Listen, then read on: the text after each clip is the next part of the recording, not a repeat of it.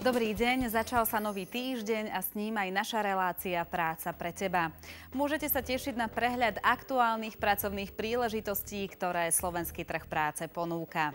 Kód týchto ponúk posielajte prostredníctvom SMS v tvare Práca, medzera, kód pozície na telefónne číslo 7509. Obratom vám príde spätná SMS-ka so všetkými dôležitými kontaktnými údajmi na zamestnávateľa. Nebude chýbať ani meno človeka, na ktorého sa potom môžete v prípade záujmu priamo obrátiť. Pripomíname, že text v SMS správe musí byť bez diakritiky. Z každého samosprávneho kraja vám teraz predstavíme vybrané ponuky. Ideme od západu na východ, takže najprv ponuky z Bratislavského kraja. V Bratislave dnes hľadajú administratívneho pracovníka. Uchádzači musia ovládať turecký jazyk.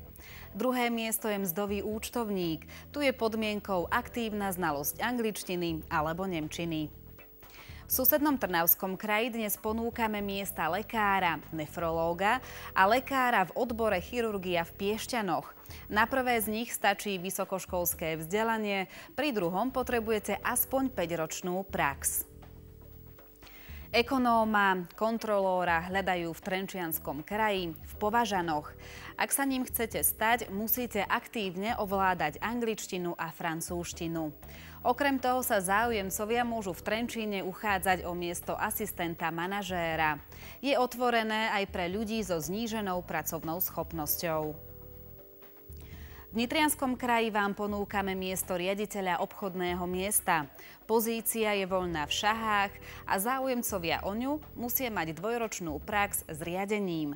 Taktiež dávame do vašej pozornosti miesto manažéra špecialistu v oblasti privátnych financií v Komárne. Uchádzať sa môžu aj absolventi. Na rade je stredné Slovensko. Najprv sa pozrieme do Banskobystrického kraja. Aktuálne v Kováčovej ponúkame miesto elektronika programátora. Vhodné je aj pre absolventov. Druhé voľné miesto je v Starých Horách a je to stolár, výrobca nábytku. Vyžadujú tú znalosť anglického jazyka. Aj v Žilinskom kraji vám ponúkame 2 pozície. Dnes jednu v Bešeňovej a druhú v Tepličke nad Váhom. V Bešeňovej máme voľné miesto plavčíka, záchranára. Podmienkou je znalosť angličtiny.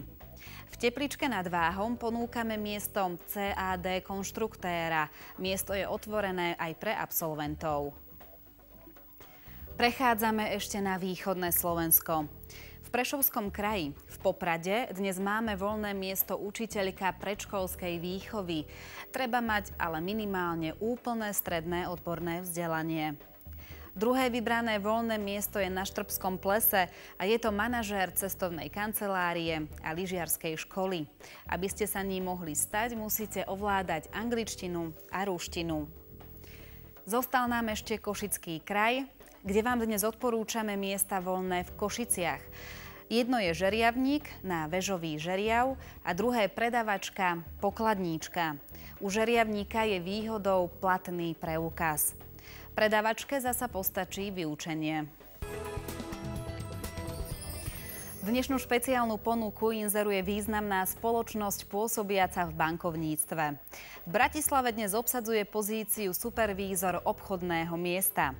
Mal by mať stredoškolské alebo vysokoškolské vzdelanie prioritne ekonomického smeru. Taktiež sa očakáva aspoň 3-ročná prax v bankovníctve. Ak ste počas praxe riadili ľudí, máte výhodu. Rovnako tak, keď ovládate anglický jazyk. Musíte byť ale tiež zruční v práci s počítačom. Reprezentatívne správanie a vystupovanie sa považuje za samozrejmosť. Zopakujme si ešte, ako postupovať v prípade, že vás niektorá naša ponuka zaujala.